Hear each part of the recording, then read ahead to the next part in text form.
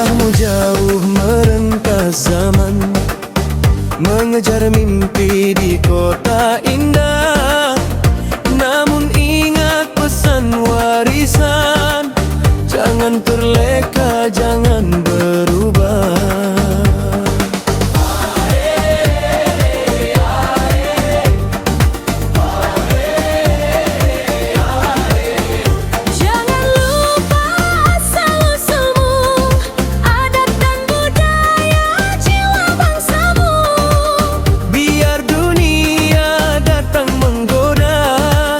Pegang teguh warisan kita. Jangan hilang jati dirimu, bahasa budi itu maruahmu. Selagi bumi masih bernafas, adat kita jangan terlepas.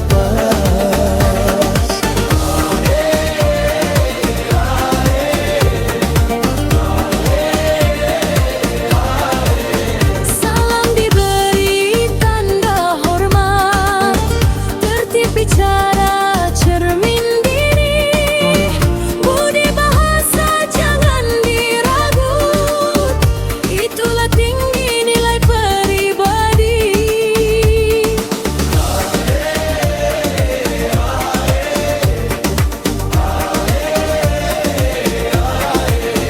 Pakaian tradisi penuh makna, setiap corak ada cerita. Jangan malu membawanya, itulah indah budaya kita.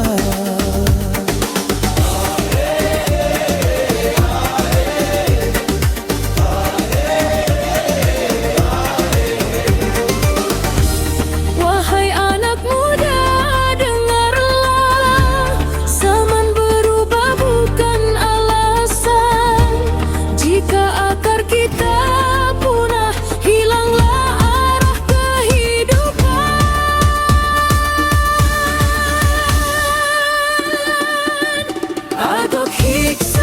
asal-usul hid, ada ruh budaya jiwa bangsa hid.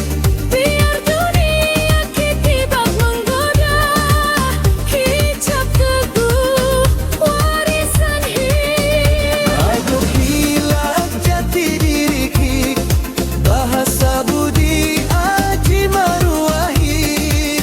Selagi bumi kita asas, adat kita warisan ade amanahi, jumanah loy dilat-dilat, jagat hibela sepenuh jiwa, toklah hilaki cahya masa.